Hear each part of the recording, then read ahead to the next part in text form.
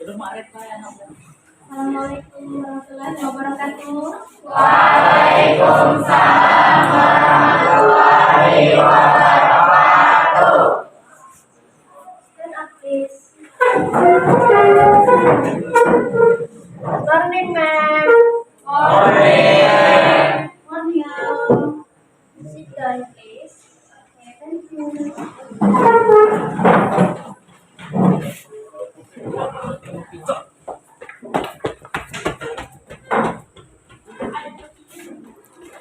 Oke, ketua kelas, silakan dipimpin berdoa. Sebelum memulai kegiatan pembelajaran hari ini, marilah kita berdoa bersama-sama sesuai kepercayaan agama masing-masing. Berdoa.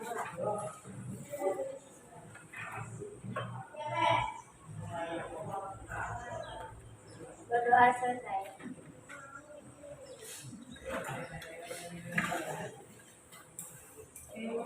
Dulu ya hadirannya ya. Hari ini Kamis 12 Oktober 2023. Siapa yang hadir Pak?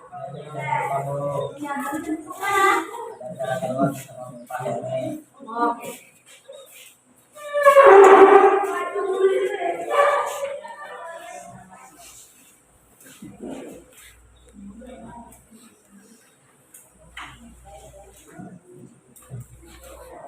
Kalian sudah siap untuk belajar? Siap. SMKPP? Bisa. SMKPP? Hebat.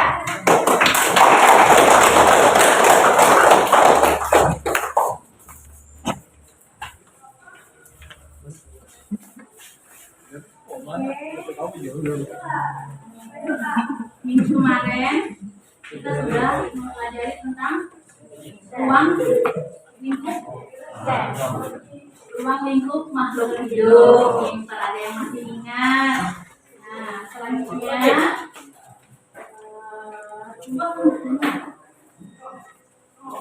pernahkah kalian mengamati sekeliling kalian, di lingkungan kalian, entah di rumah, entah di sekolah, entah di asrama? Kalian mengamati kenapa hewan bisa bergerak sedangkan tumbuhan tidak bisa? Kenapa? Bu, izin menjawab. Ya, silakan Zahra. Menurut saya, hewan memiliki kaki, sedangkan tumbuhan tidak memiliki kaki, Bu. Oke, ada yang bisa melengkapi? Ada yang bisa melengkapi? Siapa? Ya, Bella. Karena hewan memiliki kaki, sedangkan tumbuhan tidak. Baik, Bella, karena hewan memiliki kaki dan tumbuhan memiliki akar di dalam tanah. Jawaban kalian tidak salah, namun hanya kurang tepat. Kenapa hewan bisa berpindah atau bergerak dari satu tempat ke tempat yang lain, sedangkan tumbuhan itu tidak? Tidak mungkin kan? Saat malam nih kita mau tidur, ada pohon di depan rumah kita, saat bangun pohonnya sudah nggak ada lagi. Nggak mungkin ya? Mungkin ya? Pernah menemukan seperti itu? Nggak pernah. Pernah, sama itu tidak pernah. Nah, kenapa hal itu terjadi? Karena hewan itu tidak memiliki dinding sel. Dinding sel, ya. Dinding sel itu hanya dimiliki oleh tumbuhan sebagai penunjang tubuhnya sendiri dan sebagai penunjang atau penguat tadi ya sayangnya. Itulah jadi sudah tahu kenapa hewan bisa bergerak atau berpindah tempat, sedangkan tumbuhan tidak. Karena ada perbedaan, hewan tidak memiliki dinding sel, makanya hewan itu bentuknya fleksibel. Sedangkan tumbuhan dia memiliki dinding sel untuk memperkokoh tumbuhnya.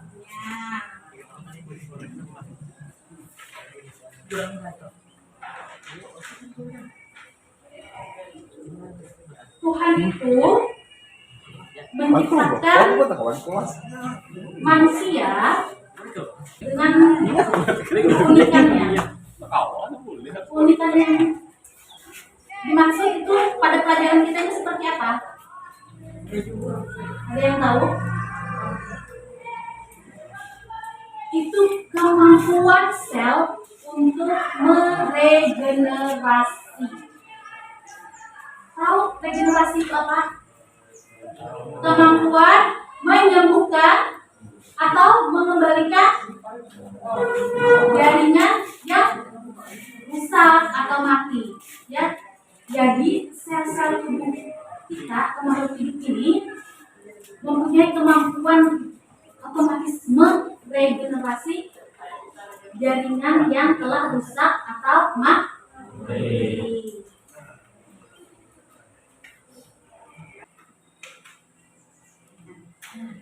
Bisa kalian perhatikan? Ini ada dua sel. Ada sel apa? Sel prokaryotik Dan eukaryotik. Ya, ada sel prokaryotik dan sel eukaryotik. Lalu yang di bawahnya itu apa? Ada yang tahu di bawahnya itu apa?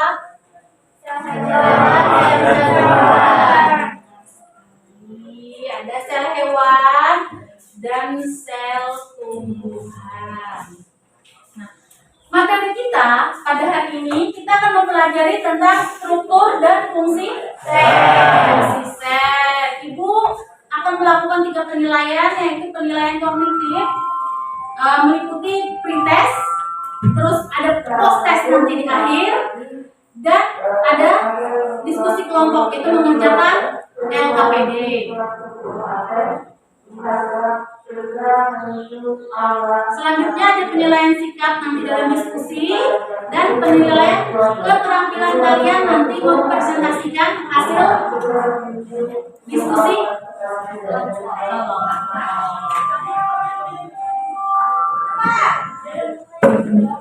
Tujuan pembelajaran kita hari ini diharapkan kalian atau peserta didik mampu mengidentifikasi struktur organel penyusun hewan, dan yang kedua, peserta didik mampu mengidentifikasi struktur organel penyusun sel tumbuhan, dan peserta didik mampu menjelaskan fungsi organel sel hewan dan tumbuhan, serta peserta didik mampu membandingkan organel sel dan organel tumbuhan. Siapa kita? Kami Pancasila. Sudah siap? Siap. Sebelum kita masuk ke materi, Ibu akan membagikan soal pretest.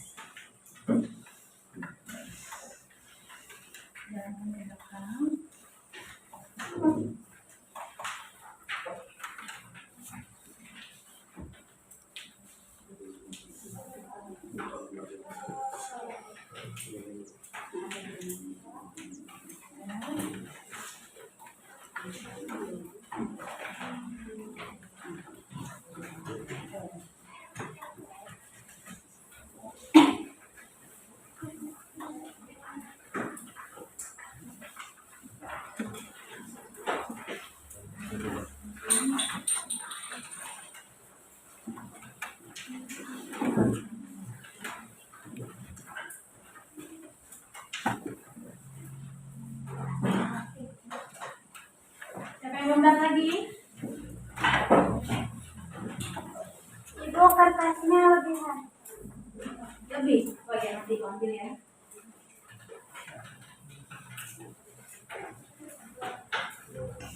Iya.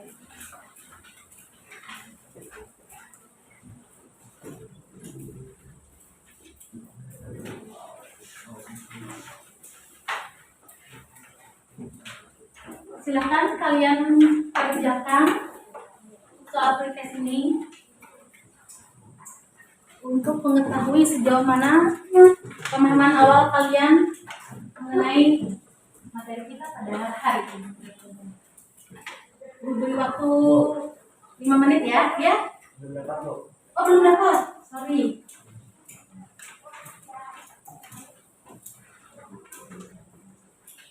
Udah semua?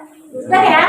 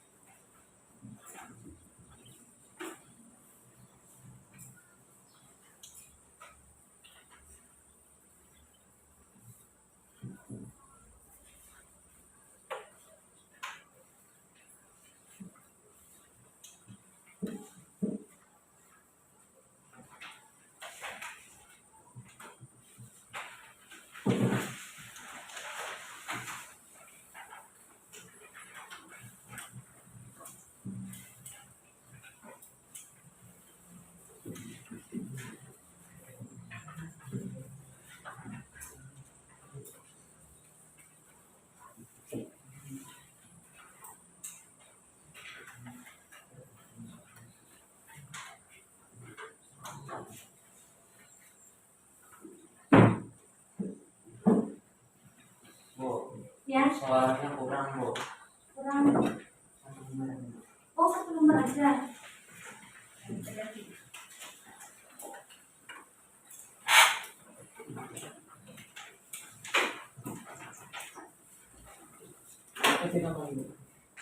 Kakak, tulis namanya ya.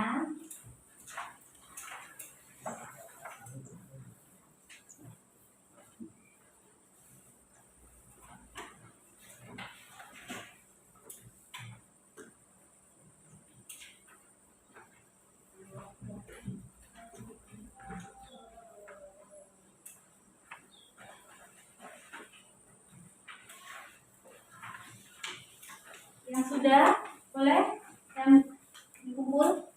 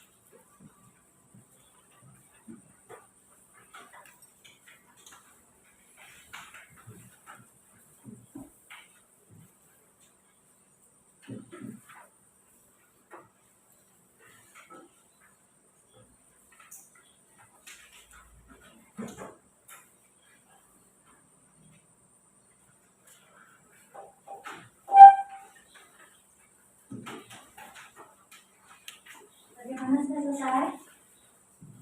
Ya, sudah selesai. Ya, silakan Jangan. Ayo, minta tolong ya, ambil kertas jawaban teman-temannya ya, kumpulkan ke depan. Udah? Yuk.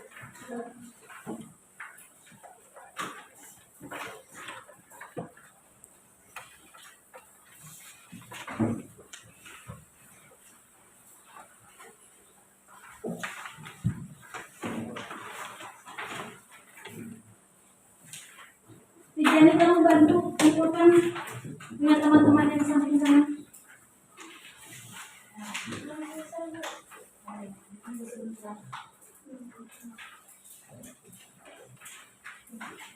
Lihat ya.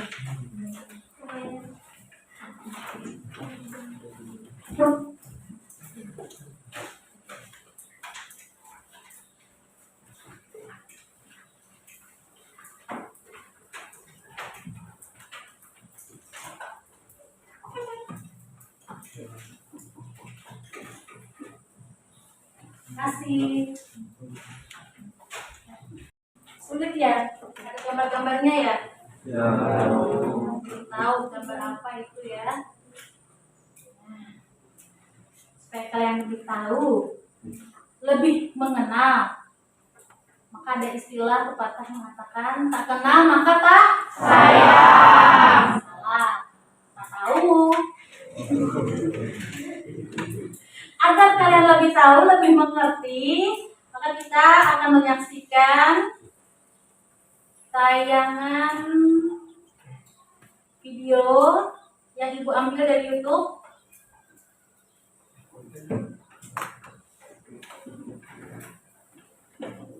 Hai adik-adik, ketemu lagi dengan Kak Febri. Sebelum kita belajar, jangan lupa untuk like dan subscribe ya. Oke, kali ini kita Perhatikan ya. struktur dan konsisten ya. Jadi materi ini adalah materi yang dipelajari di kelas 11 ya, biologi untuk kelas 11 SMA. Apa itu sel?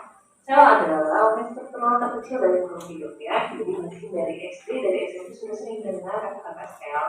Setiap makhluk hidup itu tersusun atas sel-sel ya. Ada yang cuma punya satu, namanya makhluk uniseluler. Ada yang punya banyak, namanya multiseluler seperti kita ya. Oke, yuk kita pelajari apa saja sih yang harus kita tahu dari sel. Yang pertama sekali yang harus kita tahu itu adalah teori mengenai sel ya. Jadi yang membawa teori-teori ini adalah biolog-biolog atau ilmuwan-ilmuwan peneliti biologi di masa lampau. Yang pertama sekali menemukan sel itu adalah Robert Koch. Ya, Robert Koch ini dia mengamati sayatan gabus. Gabus itu adalah batang kayu yang sudah mati yang biasanya pada masa lampau itu digunakan untuk menutup botol. Ya, menyumbat botol. Nah, sayatan gabus itulah yang dia amati di bawah mikroskop sederhana dan dia temukan ada ruangan-ruangan kecil yang dibatasi oleh dinding. Kenapa ada dindingnya? Karena itu adalah kayu ya, kayu yang sudah mati, berarti sel tumbuhan itu ada dinding. Ya, kemudian setelah penelitian Robert Koch itu barulah bermunculan banyak ilmuwan lainnya seperti Dr. Joe, Max Schultz, kemudian ada Johannes Purkinje, Theodor Schwann, Matthias Schleiden, Franklin Harden, kemudian Robert Brown, sampai akhirnya Watson and Crick ya.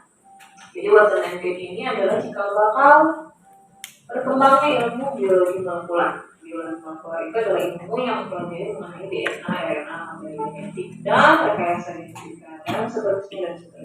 Jadi cikal bakalnya adalah penelitian dari si Watson and Crick. Ya, jadi biasanya kalau di ulangan itu yang suka muncul tuh ini.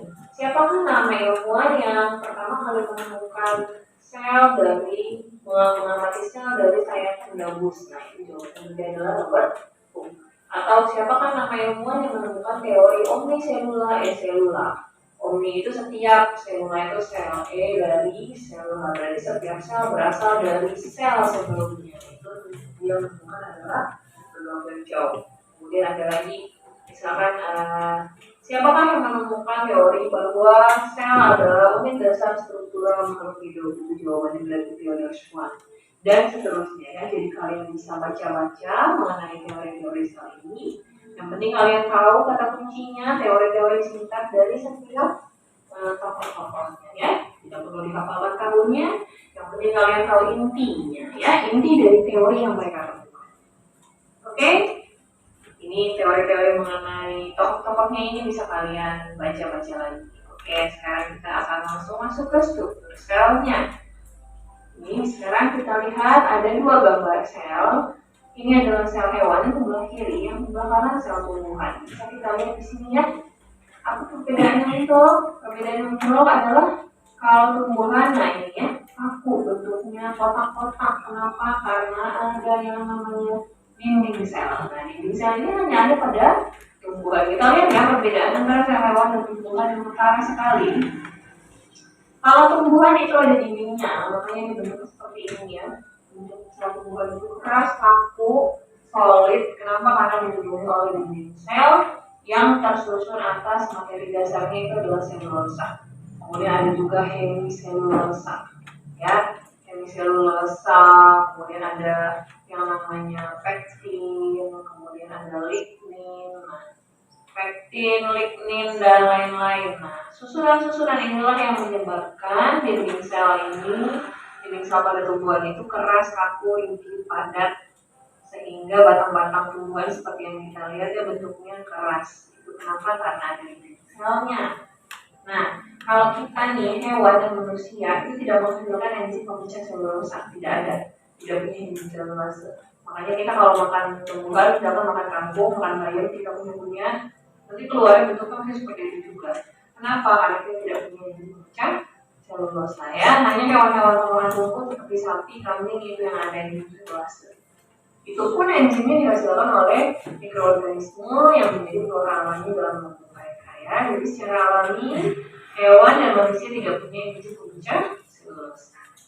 Oke, itu perbedaan pertama. Perbedaan yang kedua itu adalah vakuola. Tumbuhan punya vakuola yang besar ya. Kalau hewan sekalipun ada vakuolanya kecil. Itu pun biasanya terdapat pada makhluk-makhluk yang dulunya masuk kelas animalia, itu protozoa. Sekarang berpisah sih dengan masuk hewan lagi ya dia ya. Protozoa ini punya vakuola. Vakuolanya ada dua macam. Yang pertama vakuola makanan. Vakuola makanan ini fungsinya adalah untuk mencerna makanan. Kemudian ada satu lagi vakuola berdenyut atau vakuola kontraktil. Vakuola kontraktil ini fungsinya adalah untuk proses ekskresi atau pengeluarannya. Jadi sekalipun ada hewan vakuolanya kecil, tidak sebesar ini ya. Kemudian perbedaan berikutnya lagi pada hewan, nggak kelihatan ya di sini dia ada yang namanya ini. Nah, ini namanya adalah kloroplas. Kloroplas ini hanya ada pada tumbuhan ya, fungsinya adalah untuk melakukan fotosintesis. Kemudian kalau pada hewan yang ada di hewan tidak ada di tumbuhan itu ada lisosom, kemudian ada sentriol dan lain-lain. Nah sekarang kita lihat yuk lengkapnya perbedaan antara sel hewan dan sel tumbuhan ya. Kalau pada sel hewan ukurannya lebih kecil, kenapa? Kalau tumbuhan lebih besar, karena di tumbuhan ada yang namanya vakuola ya. Kita lihat lagi, vakuolanya pada tumbuhan itu gede, makanya dia ukurannya jadi lebih besar daripada sel hewan. Kemudian lisosom ada pada sel hewan saja, tidak ada pada tumbuhan. Plastida tidak ada pada sel hewan yang ada di tumbuhan. Nah, plastida inilah nanti yang akan terbagi menjadi ada kloroplas, kromoplas, kemudian leucoplas, ya, dan lain-lain. Hanya ada pada tumbuhan. Kemudian dinding sel hewan tidak punya. Jadi kalau sel hewan paling luar itu hanya membran sel, tidak ada lagi dinding sel di luarnya. Kalau sel tumbuhan double. Setelah dinding sel ada lagi, setelah membran sel ada lagi dinding sel ya. Kalau hewan cuma punya membran aja, kalau tumbuhan double, ada membran dan ada dinding. Kemudian sentrosom atau sentriol. Sentriol ini fungsinya adalah untuk mengatur proses pembelahan sel dan hanya ada pada hewan, kalau tumbuhan tidak punya. Bentuknya, karena sel hewan tidak dilindungi oleh dinding, maka dia hanya punya membran ya, membran itu bentuknya tidak tetap. Kalau tumbuhan karena dilindungi oleh dinding dan punya vakuola itu fungsinya untuk menjaga tekanan subur, maka bentuk sel tumbuhan tetap. Nah ini vakuola ya, vakuola tidak ada pada hewan sekalipun ada ukurannya kecil. Tadi itu ada vakuola makanan dan ada vakuola kontraktil. Kemudian kalau pada tumbuhan ada dan besar ya, fungsinya dia adalah untuk menjaga tekanan turgor. Tekanan turgor itu adalah tekanan yang muncul karena masuknya air. Oke, itu dari perbedaan antara sel hewan dan tumbuhan. Sekarang kita lihat perbedaan antara sel prokariotik dan eukariotik. Prokariotik, kelas 10 sudah sering dengar ya, berarti ya. Harusnya sih, pro itu apa? Pro itu arti katanya adalah belum. Karioteka itu artinya adalah membran inti. Ya, membran inti atau membran penutup pembungkus nukleus. Berarti kalau prokariotik itu belum atau tidak punya membran nukleus. Ya, siapa saja sih yang termasuk prokariotik? Prokariotik itu hanya dua, yaitu siapa? Bakteri ya dan cyanobacter. Ini masuk ke dalam kingdom apa? Kingdom Monera. Jadi hanya kingdom Monera yang prokariotik. Selain kingdom Monera semuanya sudah eukariotik ya. Kalau eukariotik itu ada membran intinya. Nah, jadi materi intinya betul-betul terpisah dari sitoplasma.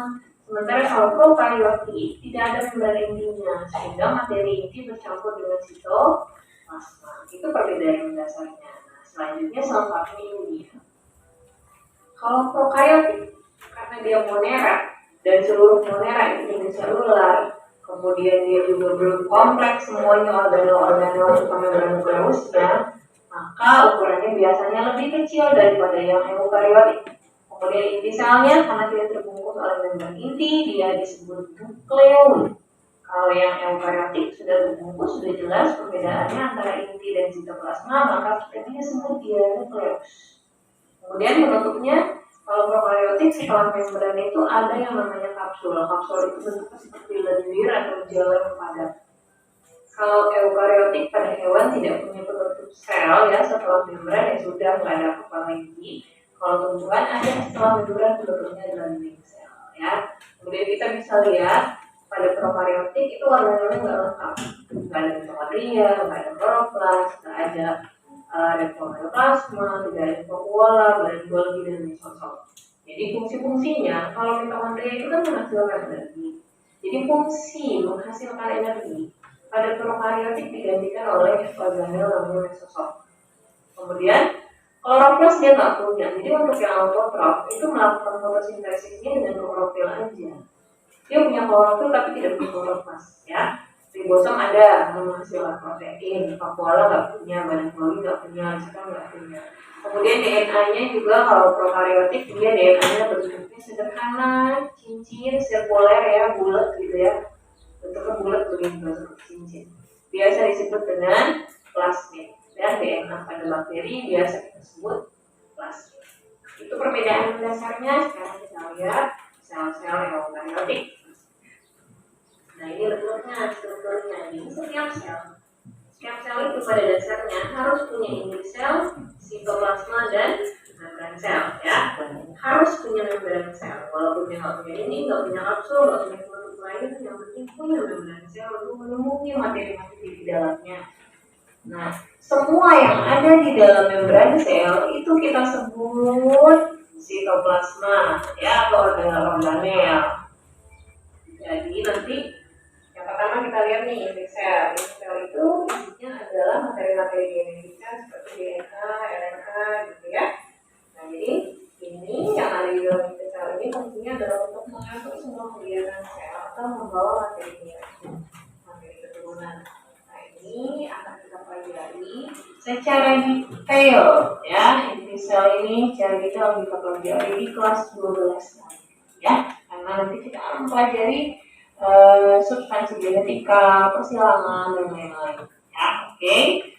Sekarang yang akan kita bahas adalah sitoplasma dan organel-organelnya. Jadi sebenarnya inti sel itu termasuk di dalam sitoplasma ya. Sitoplasma ini isinya adalah cairan dan organel-organel. Salah satu organel itu adalah nukleus. Nah, sekarang kita lihat yuk, ini cairan dulu nih kita bahas. Sitoplasma katanya isinya cairan. Cairan itu apa sih? Jadi 85% cairan sitoplasma itu adalah air. Sisanya 15% itu terbagi menjadi sekitar 10%-nya itu adalah protein. Ya, kemudian ada 2%-nya. 2%-nya itu adalah lemak. Kemudian ada 1%-nya adalah karbohidrat, dan ada satu persen lagi itu adalah asam nukleat. Nah, ini adalah komponen penyusun cairan sitoplasma ya. Kemudian organel-organelnya apa? Ini yang kita lihat ya. Ada banyak sekali organel-organel di dalam sel. Yang pertama nukleus ya. Tadi sudah kakak bahas sedikit. Nukleus itu mengatur seluruh kegiatan atau seluruh aktivitas sel. Kemudian ada ribosom yang berfungsi untuk menghasilkan atau mensintesis protein. Nah, ini kakak taruh gambar di sini ya, supaya kalian bisa bayangkan. Jadi kalau misalkan ini adalah nukleus, biasanya nempel sama membran nukleus itu ada saluran berkelok-kelok namanya retikulum endoplasma atau biasa disingkat RE. Kalau RE-nya kasar, berarti dia bertaburan titik-titik kecil. Nih, titik-titik kecil di sini ini namanya adalah ribosom. Kalau RE-nya bertaburan ribosom namanya adalah RE kasar atau retikulum endoplasma kasar yang fungsinya adalah transportasi atau mengangkut protein. Yang menghasilkan protein adalah ribosom, proteinnya nanti diangkut oleh RE kasar. Diangkut kemana? Nanti diangkut kemana? Ke badan golgi. Ya, tapi sebelum ke badan golgi kita lihat dulu ada juga retikulum endoplasma yang tidak bertabur ribosom, namanya retikulum endoplasma halus. Fungsinya adalah untuk sintesis lemak ya. Nah, sekarang kita kembali tadi ke ribosom kan sintesis proteinnya. Nanti hasil sintesisnya diangkut oleh RE kasar. RE kasar akan membawa proteinnya menuju ke badan golgi, lalu proteinnya dikemas akan jadi enzim kah atau jadi hormon kah. Lalu kemudian hasil pengemasan itu akan disekresikan oleh si badan golgi melalui vesikel ya. Kemudian mitokondria. Nah, ini gambarnya. Mitokondria ini fungsinya adalah untuk menghasilkan energi melalui proses oksidasi atau proses respirasi sel. Ini juga nanti akan dipelajari secara detail di kelas 12 ya, mengenai respirasi sel dan pembentukan energi. Nah, karena si mitokondria menghasilkan energi, mitokondria sering dijuluki sebagai the powerhouse. Selanjutnya ada juga lisosom yang hanya ada pada hewan. Fungsinya adalah untuk pencernaan intrasel atau menunjukkan zat-zat yang tidak baik untuk sel. Jadi kalau ada benda-benda atau zat berbahaya masuk ke dalam sel, dia akan menghasilkan enzim hidrolitik untuk menghancurkan zat-zat tersebut. Ya, proses penghancurannya pakai enzim hidrolitik bisa melalui peristiwa endositosis maupun exositosis. Ya. Kemudian sentriol itu berperan untuk proses pembelahan sel, hanya ada pada hewan ya. Kemudian mikrotubulus itu mengatur pergerakan sel, jadi sel itu bisa bergerak walaupun hanya sedikit. Dan vakuola selanjutnya ya, vakuola itu menjaga dan mempertahankan tekanan tubuh sel ya, karena setiap kali ada air yang masuk itu akan membuat tekanan tubuh sel naik. Supaya tekanan tubuhnya tidak terlalu tinggi, ada vakuola yang menjaga dan mempertahankan tekanan tubuh sel tubuhan. Kemudian plastida. Kalau plastida tadi kakak udah pernah sebut ya di awal, plastida itu terbagi menjadi kloroplas, kromoplast, dan neoplas.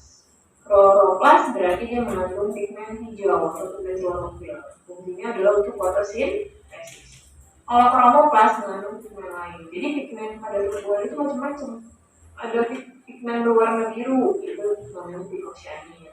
Ada pigmen berwarna merah, namanya phycoerythrin. Ada phycoxanthin dan lain-lain ya.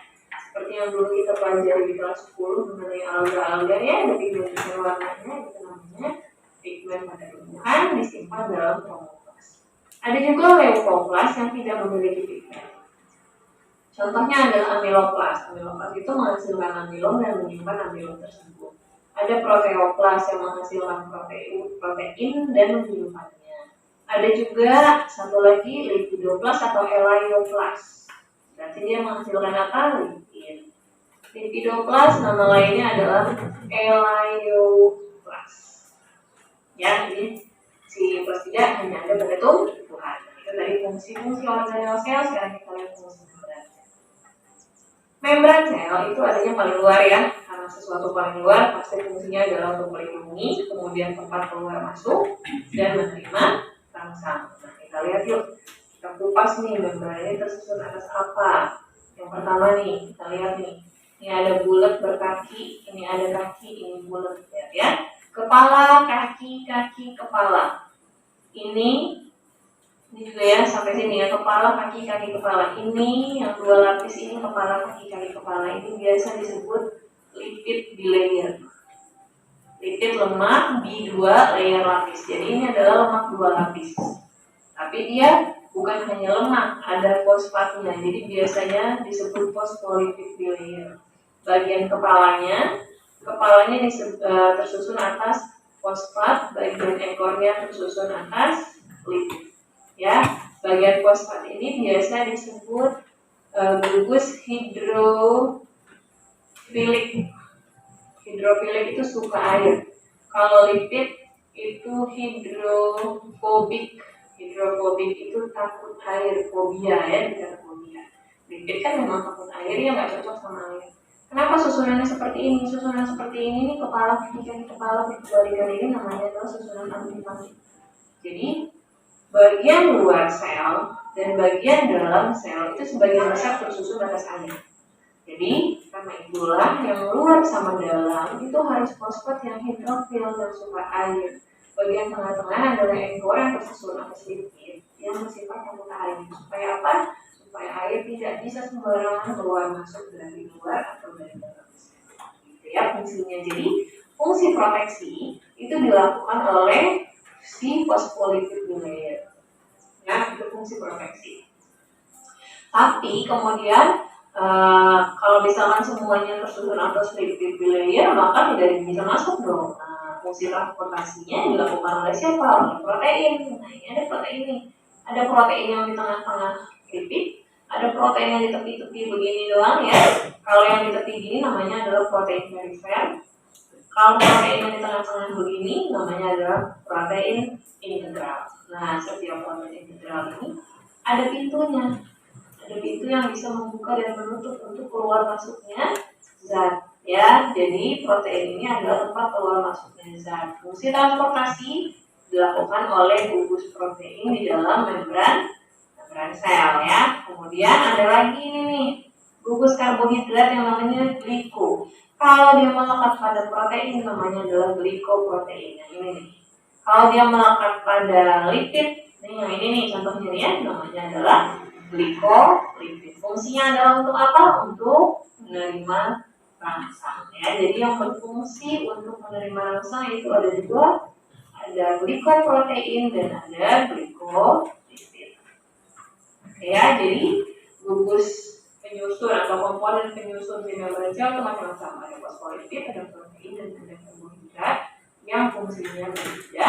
Jadi sangat kompleks sehingga membran sel bersifat selektif permeabel. Artinya apa? Dia bisa menyeleksi zat-zat manakah yang boleh masuk ke dalam sel, manakah yang harus keluar sel. Ya, jadi ada sifat membran itu ada permeabel, ada semi permeabel, dan selektif permeabel. Jadi kalau permeabel itu berarti semua zat bisa keluar masuk. Kalau impermeabel berarti tidak ada satupun yang bisa keluar masuk. Nah, tengah-tengahnya ada semi permeabel, berarti ada sebagian zat yang bisa keluar masuk. Tapi kalau semi permeabel itu cenderung kepada bisa molekul. Nah, sementara kalau sel itu bisa milih. Kalau misalkan ada zat yang besar mau keluar masuk, itu dia bisa masuk. Ya, dia bisa menyesuaikan karena dia punya jalan di situ. Maka dia bisa memilih sendiri zat mana yang bisa dia masukin, mana yang mau dia keluarin, sehingga disebut sifatnya selektif permeabel. Ya, oke. Sampai di sini dulu. Untuk transportasi sel itu akan kita bahas minggu depannya.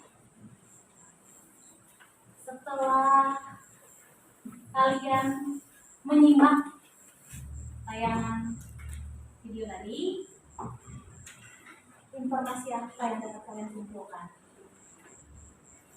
Ternyata sel hewan dan sel tumbuhan berbeda-beda ya, Bu. Oh iya, beda. Jelas itu. Berbeda.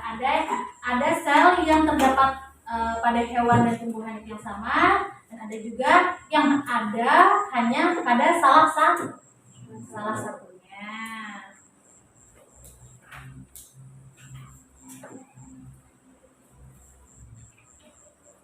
Apalagi informasi apa lagi? Nama-nama pembagiannya sulit, Bu. Ya, karena masih asing ya di telinga kalian ya. Ada mitokondria, ada retikuloplasma, ada RT kasar, RT halus ya. Masih terlalu asing ya, Nak? Ya.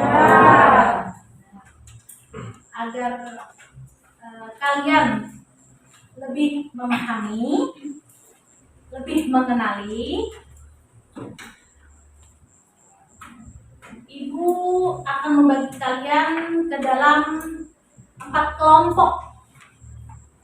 Ya, silakan duduk sesuai nama-nama kelompoknya ya. Satu kelompok ada yang terdiri dari 6 dan 5 orang. Kelompok pertama itu adalah Yunia, Zahra, Apip, Pagi, dan Bella. Kelompok kedua itu ada Misda, Halimah, Amel, Syarif, dan Alfi serta Ihsan. Kelompok ketiga Aulia, Tati, Cecil, Rijani, Bahrul, dan Reza. Kelompok keempat Dina, Anissa, Yuli, Fajar, Juhan. Oke, sudah ya. Berarti kelompok 4 ada. Kelompok 4 dan kelompok 1 itu ada 5 orang. Kelompok 2 dan 3 itu ada 6 orang. Silahkan kalian duduk sesuai nama-nama kelompok yang disebutkan tadi. Kelompok 1, kelompok 2, 3, dan 4.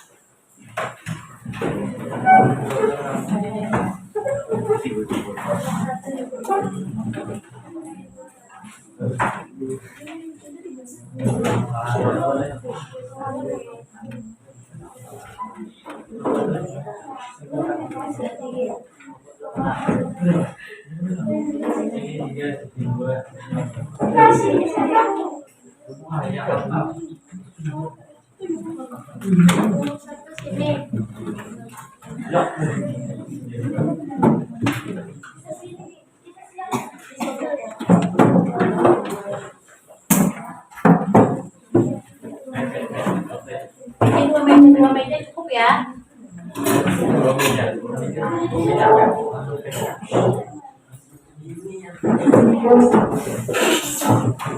Ini kelompok berapa di belakang sini?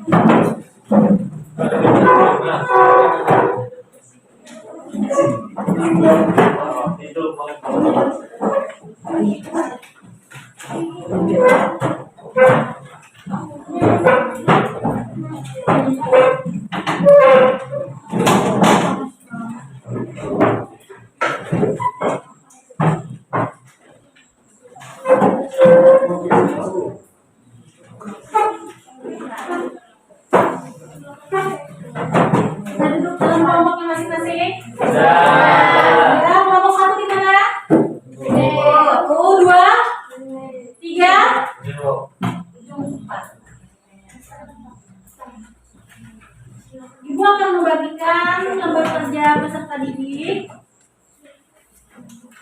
LKPD ini. Kalian diskusikan ya di dalam kelompok.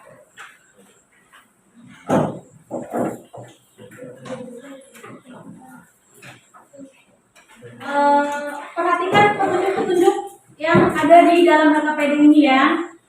Ada petunjuk pengerjaan, dibaca dengan teliti, lalu tuliskan uraian jawaban pada kolom yang disediakan. Jika kalian mendapat kesulitan, segera diskusikan dan bertanya. Ya. Untuk kalian lebih memperdalami materi, silakan kalian berselancar di dunia apa? Di Google. Ya, silakan. Itu ada di dalam PPT kalian ini ada sumber belajarnya ya, ada halaman web yang tertera ya.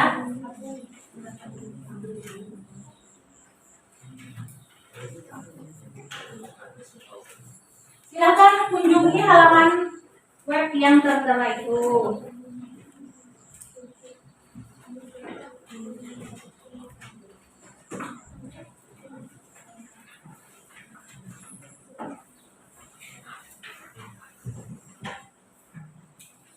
Sudah? Sudah semua ya?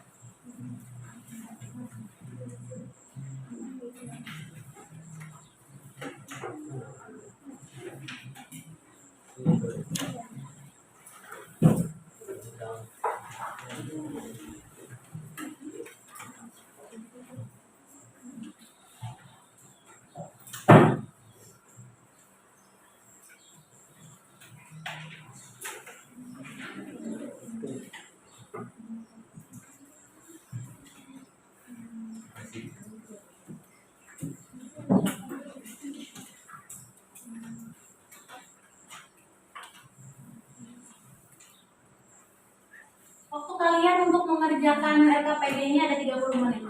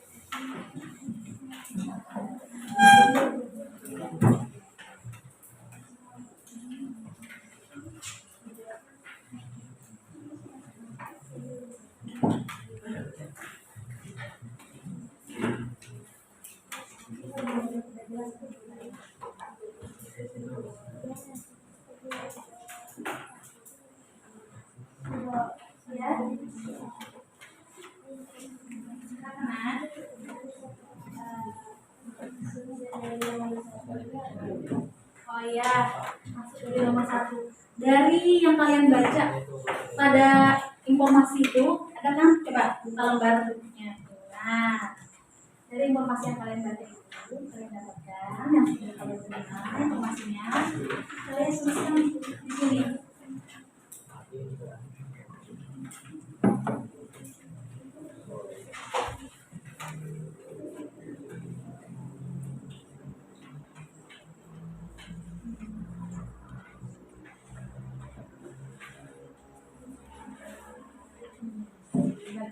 Dalam bentuk pertanyaan.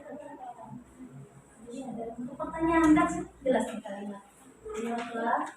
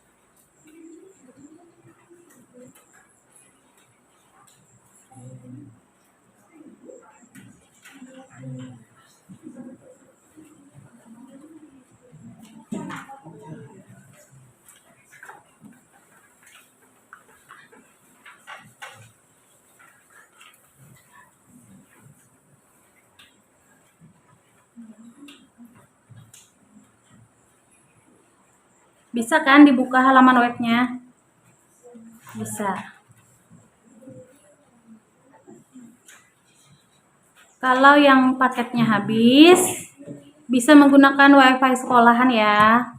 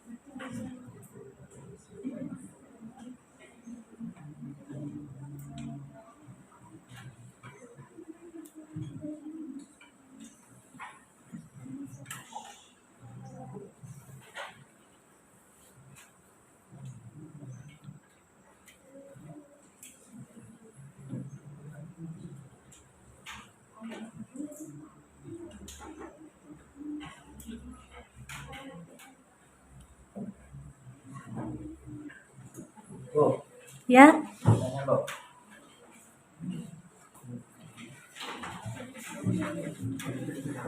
Untuk soal yang nomor 2 tuh soalnya tuh yang menunjukkan gambar A dan B sesuai simbolnya atau disamakan saja. Oh ya, untuk soal yang nomor 2, ikuti sesuai dengan petunjuk. Kalau gambar A ini menggunakan nomor, kalau gambar B menggunakan ya, selesaikan dulu yang mana ya? Yang bagian A. Ini berarti bagian B sebelahnya adalah nah. Urutan 1, 2, 3, 4. Kalau yang ini aja di atas sini ya.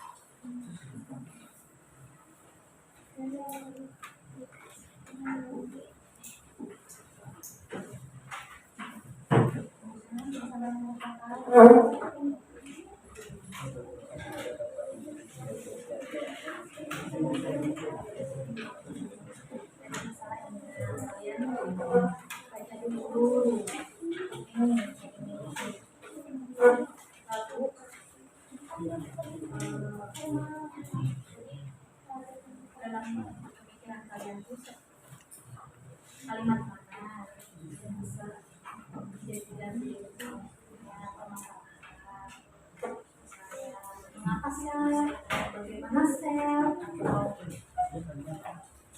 seperti yang sini kan menggunakan kalimatnya apa bagaimana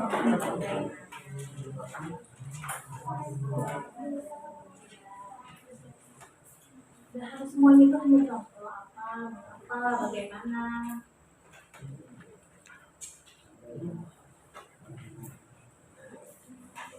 Ada yang sudah? Belum.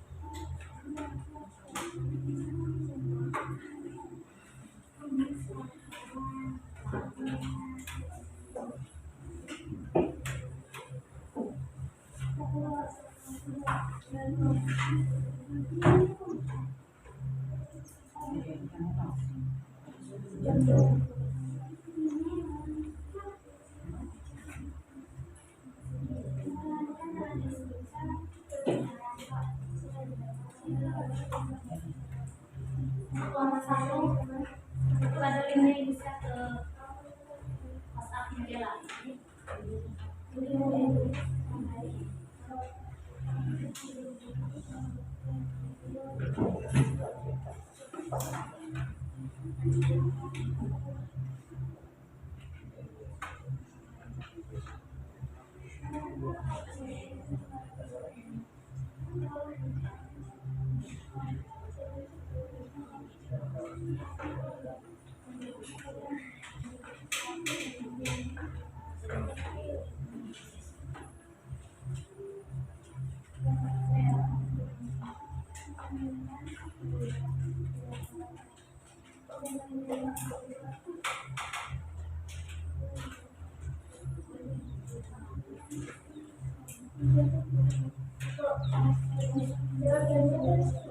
Langsung di kaki saya. Iya.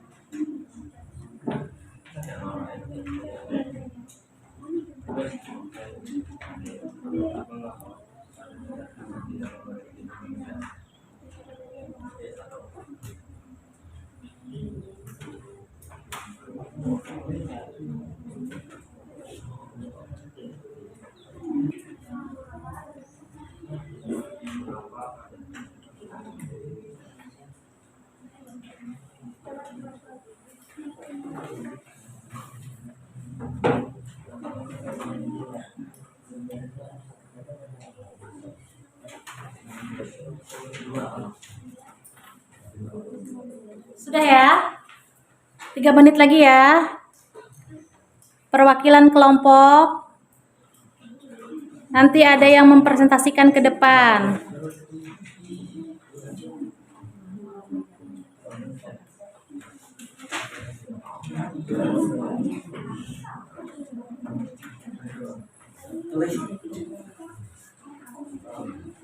Jangan lupa ditulis nama anggota kelompoknya.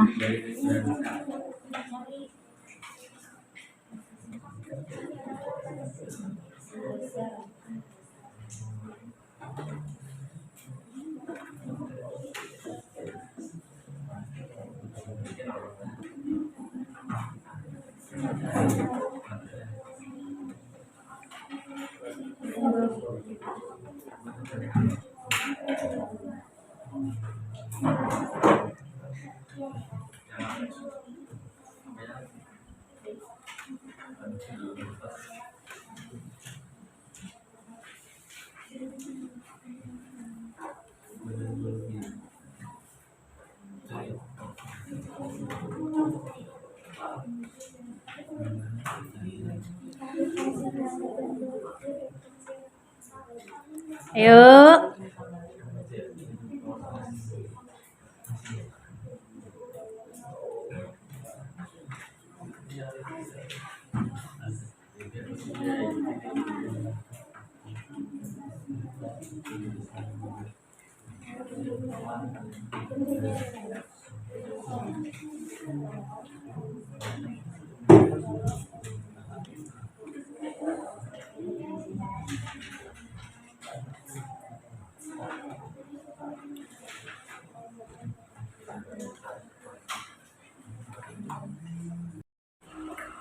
Bagaimana? Sudah selesai? Sudah.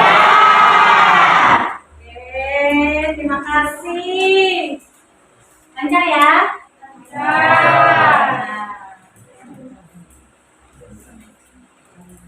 Ibu minta masing-masing kelompok mempresentasikan di depan kelas. Siapa yang bersedia mempresentasikan pertama? Kami sudah bersemangat kan? Oke, terima kasih atas semangatnya. Dari kalian mengerjakan LKPD tadi, informasi apa lagi yang kalian dapat setelah kalian menyelesaikan LKPD kalian? Menurut saya, komponen paling penting dalam sel adalah nukleus atau induk sel. Oke, menurut Halimah, paling penting dalam sel itu adalah nukleus atau inti sel. Ya benar, karena nukleuslah yang memberi perintah agar tumbuhan itu tumbuh atau matang atau membelah diri ataupun mati. Jadi nukleus itu adalah pusat dari perintah. Nukleuslah yang memberi perintah. Siap ya? Kelompok 1 maju ya, presentasikan ya. Silakan.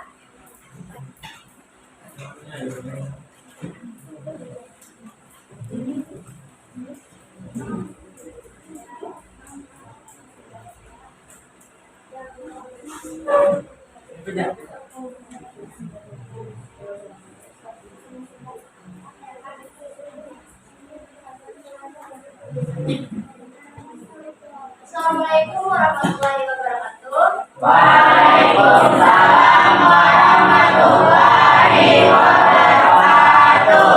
Kami dari kelompok 1 beranggotakan Jenderal Nursia, Nabila Putri, Yunia, Muhammad Habib, dan Muhammad Ibrahim ingin mempresentasikan hasil diskusi kelompok kami. Kami mempresentasikan pertanyaan nomor 1.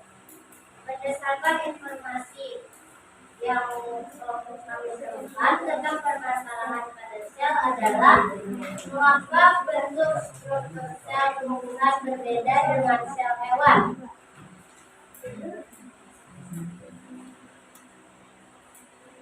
Di sini apakah ada yang ingin menjawab? Ada yang bisa membantu menyelesaikan permasalahan yang kelompok 1 hadapi? Ya, Ada? kan dari kelompok 2. Kelompok mana?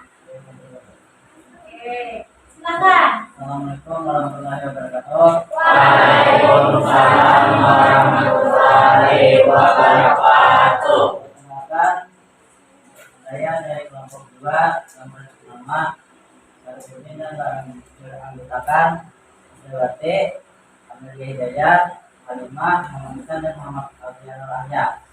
Saya ingin menjawab pertanyaannya yang awalnya mengapa bentuk struktur sel tumbuhan berbeda dengan sel hewan. Karena sel hewan tidak memiliki dinding sel sehingga fleksibel dalam hal bentuk dan ukuran. Terima kasih. Assalamualaikum warahmatullahi wabarakatuh. Waalaikumsalam warahmatullahi wabarakatuh. Jadi kelompok 1 tahu kan jawaban dari permasalahan kalian kenapa sel hewan dan sel tumbuhan itu berbeda, ya kan? Ya. Kelompok lain bagaimana, jelas? Jelas. Atau ada yang mau menambahkan? Ya, sudah cukup ya. Terima kasih untuk kelompok 1. Silakan ditutup. Terima kasih sudah menjawab pertanyaan dari kelompok kami. Kami ucapkan Assalamualaikum warahmatullahi wabarakatuh. Waalaikumsalam warahmatullahi wabarakatuh.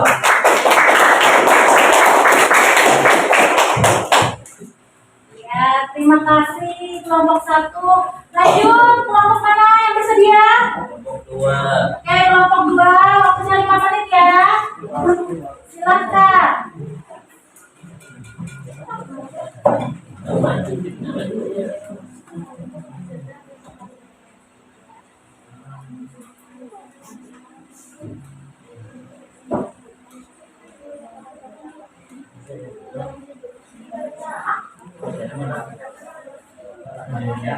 Assalamualaikum warahmatullahi wabarakatuh.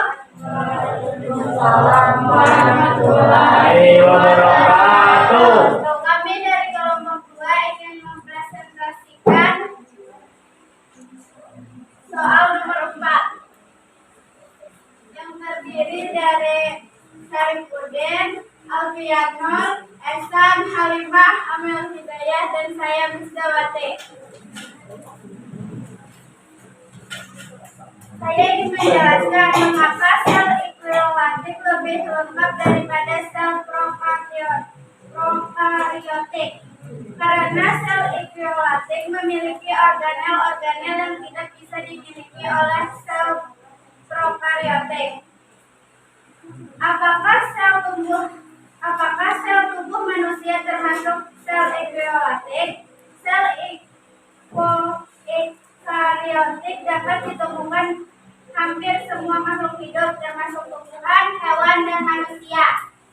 Sekian presentasi kami. Wassalamualaikum warahmatullahi wabarakatuh. Waalaikumsalam warahmatullahi wabarakatuh. Kelompok lain ada yang berbeda hasil diskusinya?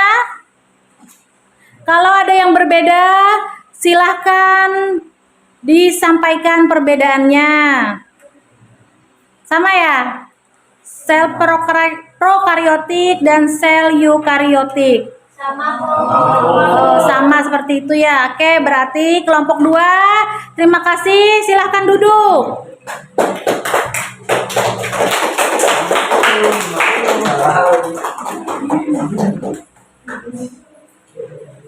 Selanjutnya, kelompok mana? Kelompok 3 atau 4 nih yang bersedia? 3. Oke, kelompok 3 ya. Lanjut, silahkan.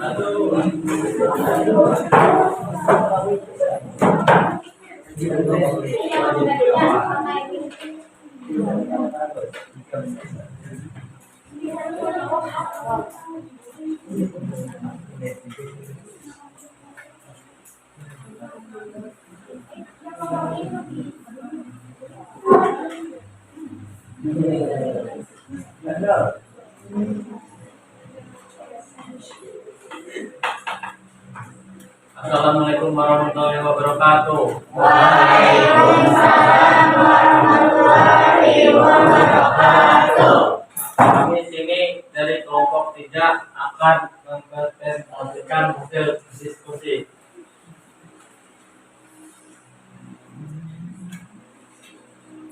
Saya Muhammad Rijani, Aulia Zahra, Arianti, Cici Novi.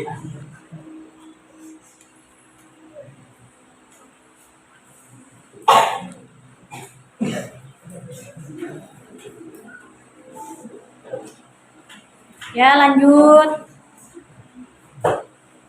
Ya.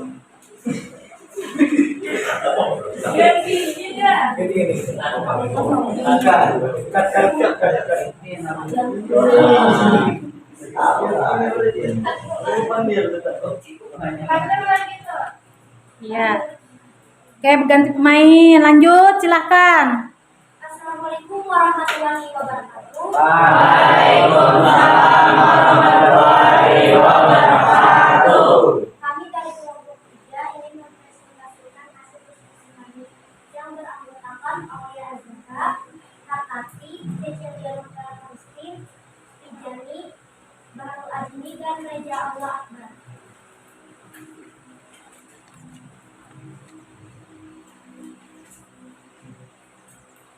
Dinding sel hewan tidak ada, sel tumbuhan ada.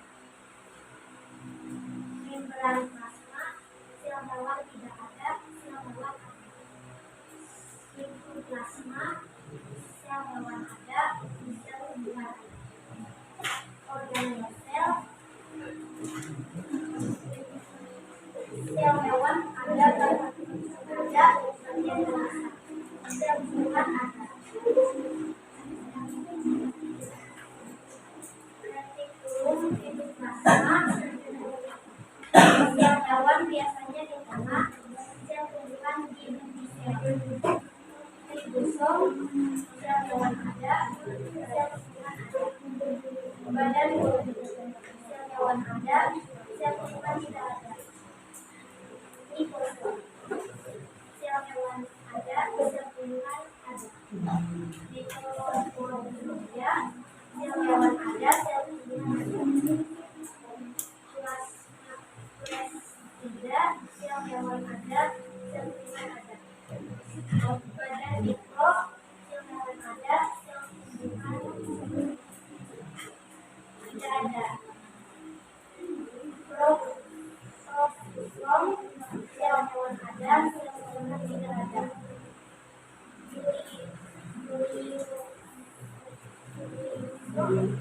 Sel hewan ada, sel tumbuhan ada.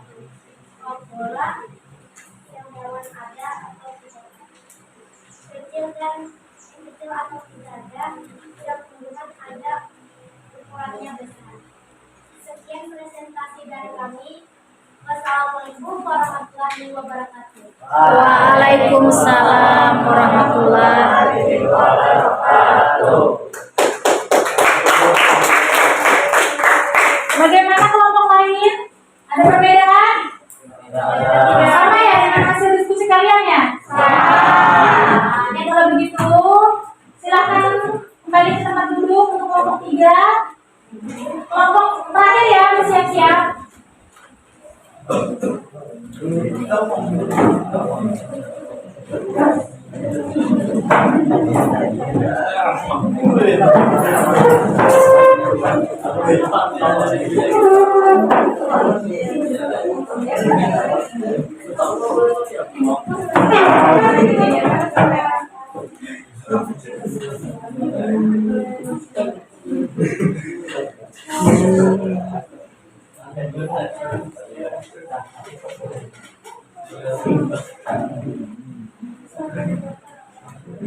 Assalamualaikum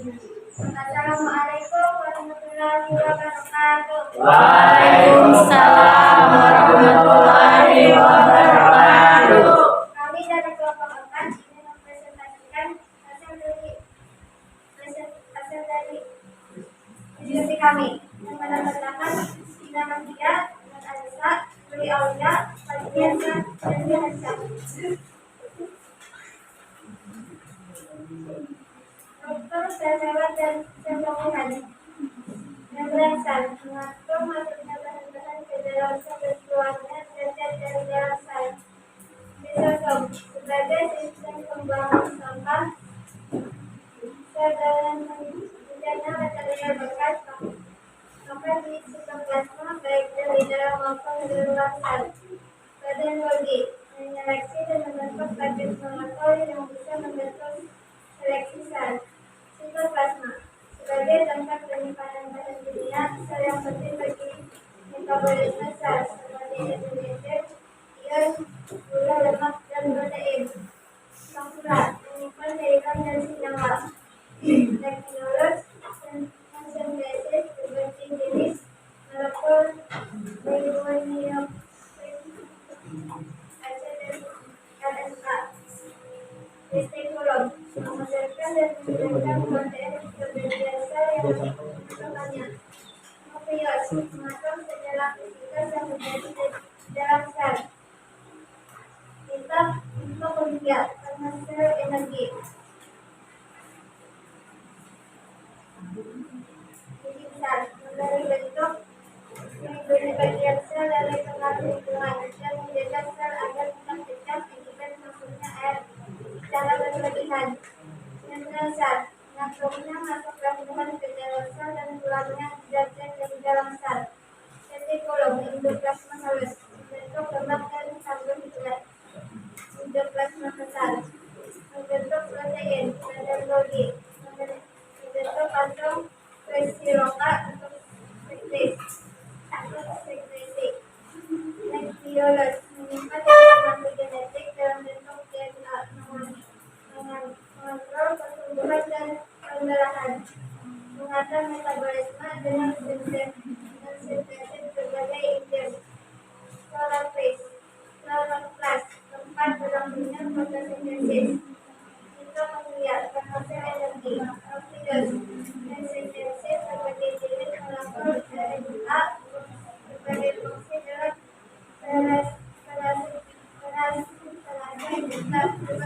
ribosom. Sekian dari kami. Assalamualaikum warahmatullahi wabarakatuh. Waalaikumsalam warahmatullahi wabarakatuh.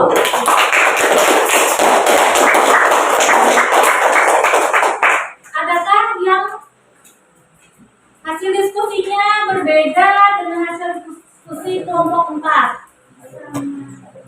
Ada? Ada sama ya? Sama. Oke, kalau begitu ibu tanya. Kalau sama, retikulum, endoplasma atau RE itu terdiri dari dua bagian, yaitu ada retikulum endoplasma kasar dan halus. Kenapa dia disebut retikulum endoplasma kasar?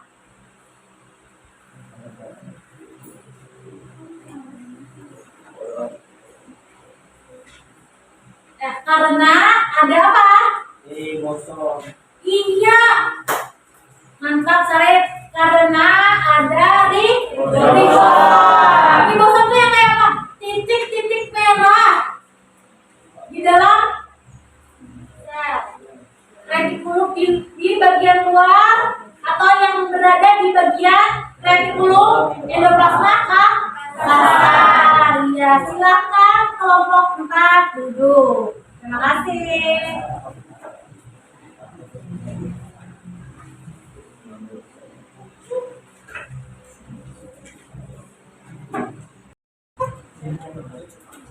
Ya.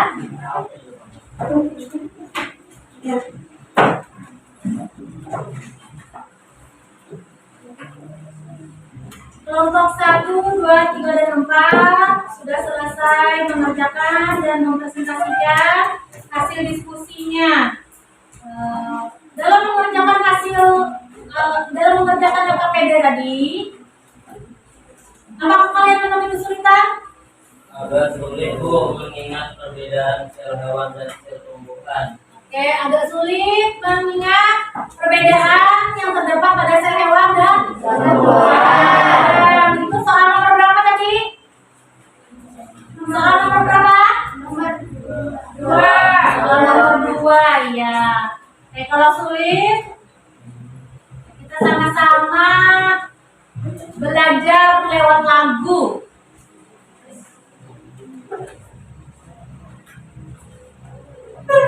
Ibu akan memutarkan lagu tentang sel hewan dan sel tumbuhan ini sendiri ya.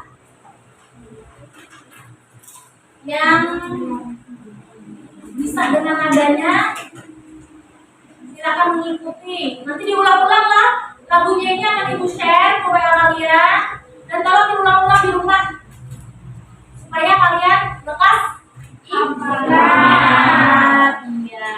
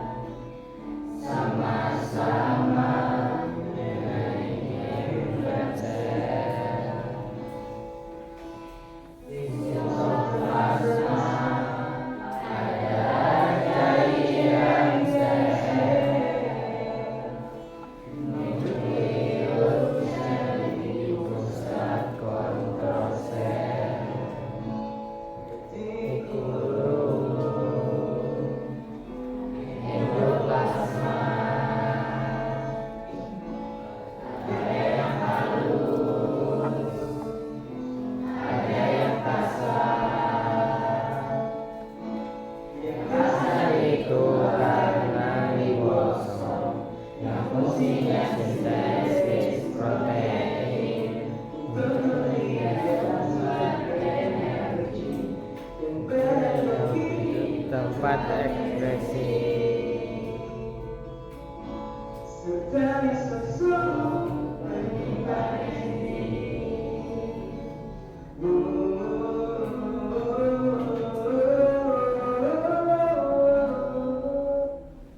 Bagaimana Nagika? Udah bisa? Apa perlu diulang? Sudah. Cukup, Bu. Cukup? Oke. Nanti diulang-ulang di rumah ya. Ya.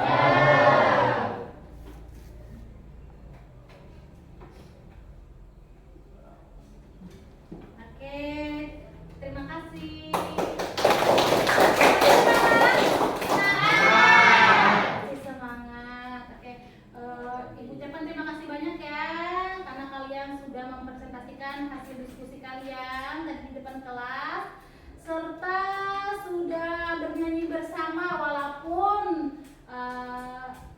masih ada yang belum hafal dengan liriknya ya. Nanti ulang-ulang lagi di rumah atau bisa kalian cari di YouTube. Tapi untuk sementara kita menggunakan versi yang Bapak yang ini dulu ya. Ayo, siapa di antara kalian yang bisa menyimpulkan pembelajaran kita pada hari ini? Apa ada yang bisa? Oke, siap Rinjani?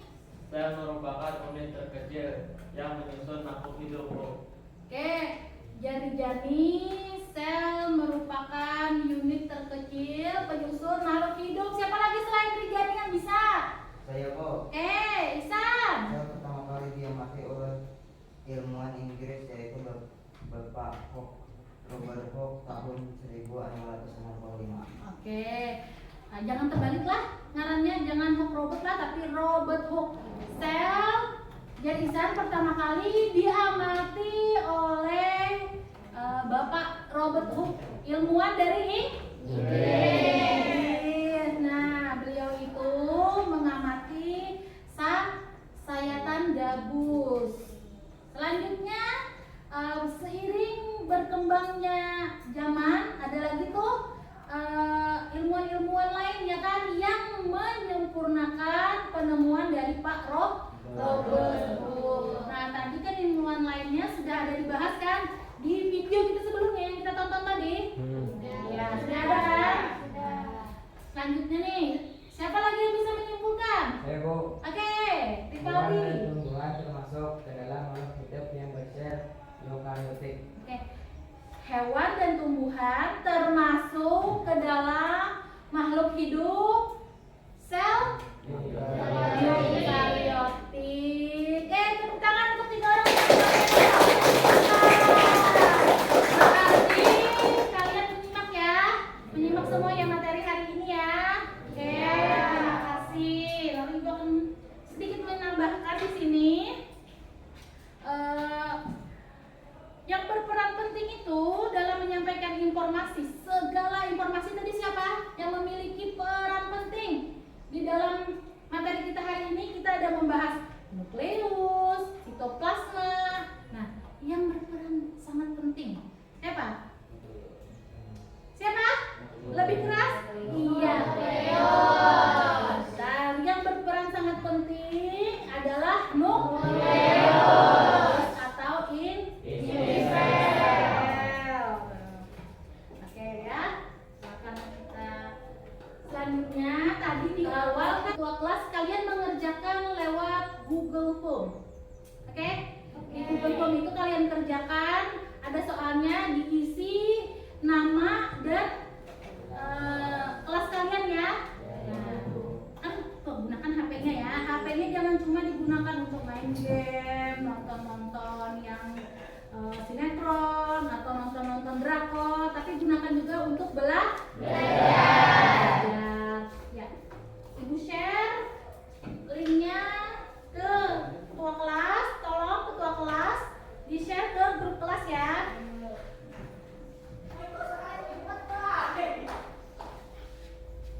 Sudah, Bu. Oke. Ya sudah ya, sudah semua? Sudah menerima linknya? Sudah.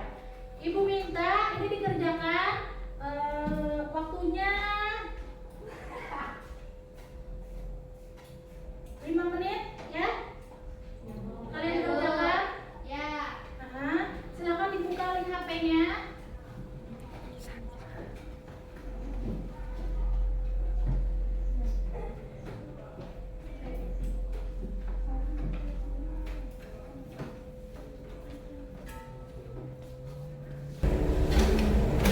Udah bisa dibuka linknya?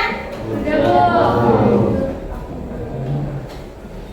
Soalnya di 10 ya, Bu? Iya, 10.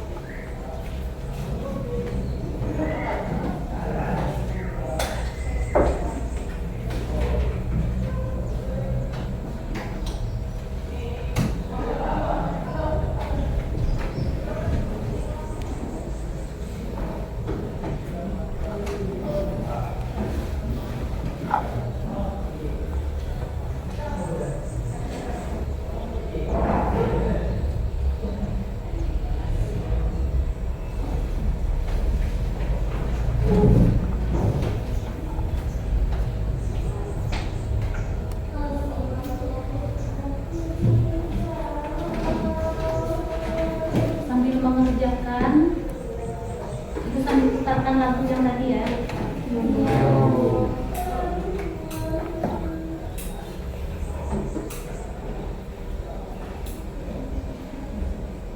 Nggak apa-apa nggak? Menyanyi dalam hati aja yang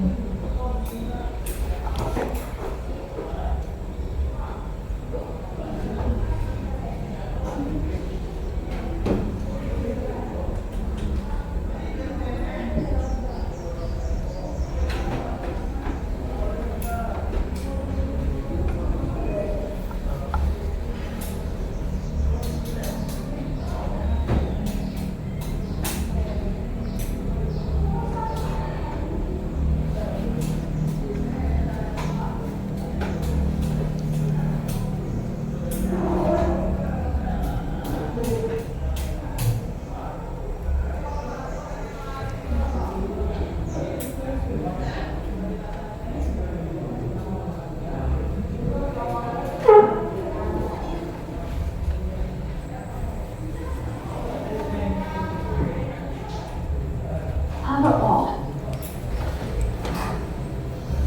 Enter to Bluetooth.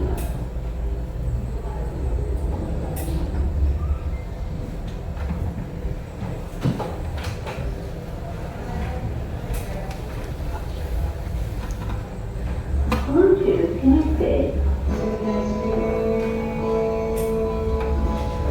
Namun setumbuhannya terpun, Rio seperti selera berperan dalam pembelah.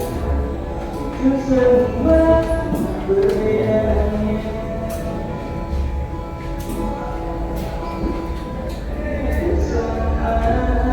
ini 2 menit tadi ya.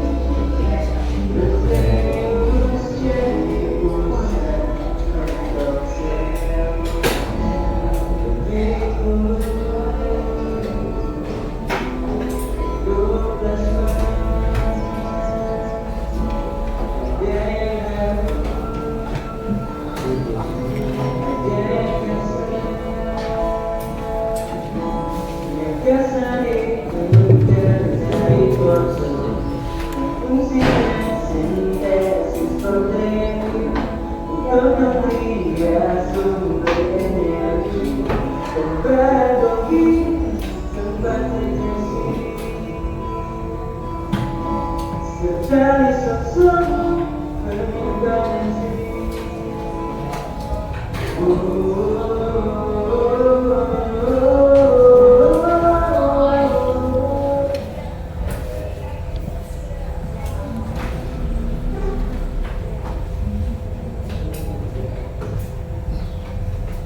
Udah sudah selesai mengerjakan? Sudah Bu. Sudah Bu.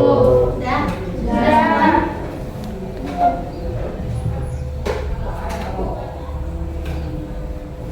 Udah semua? Sudah. Ya, terima kasih ya yang sudah mengerjakan. Udah kelihatan hasilnya ya? Sudah. Dapat berapa? 80 Bu. Yeay! Ada yang dapat 100? Ada yang dapat 100? 90? Soalnya berarti 80 ya. Oke, ada yang belum selesai ya? Belum selesai semua, ada berapa orang yang belum selesai? 2, 3, 4, oke. Selesaikan sebentar ya. Oke, ini dulu sebentar. Ambil temannya menyelesaikan pretestnya. Maaf, post test.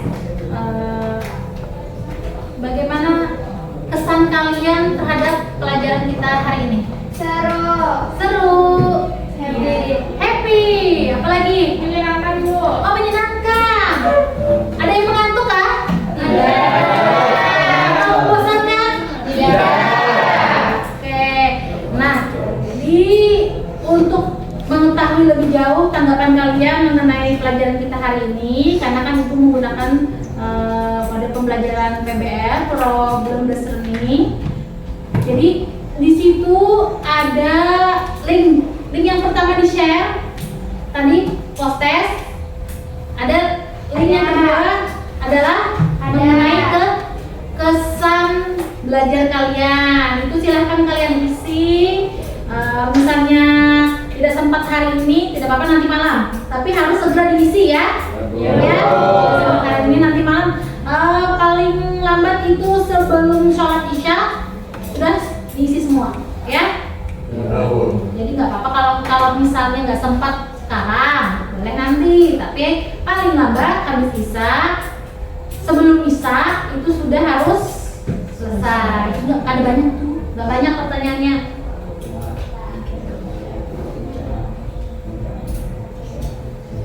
Kira-kira ada yang ingin bertanya atau tidak nih?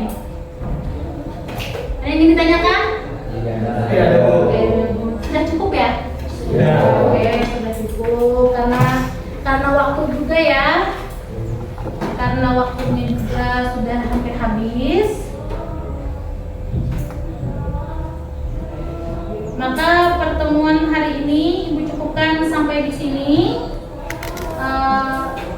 Kita akan bertemu minggu depan dengan materi sambungannya ini adalah tentang transportasi sel.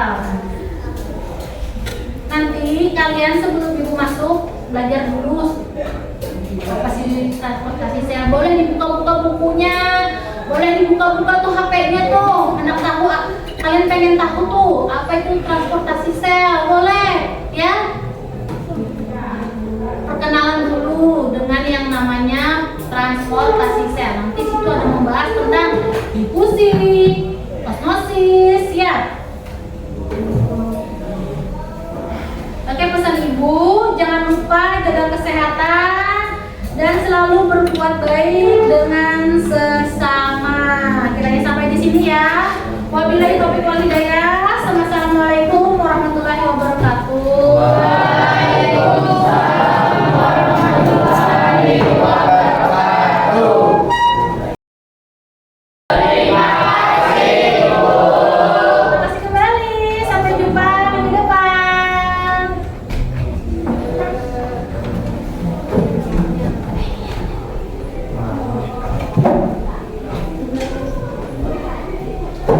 Nanti kursinya dikembalikan ya, dirapikan lagi ya. Iya, Bu. Habis ini pelajaran siapa? Agama. Bapak Helmi.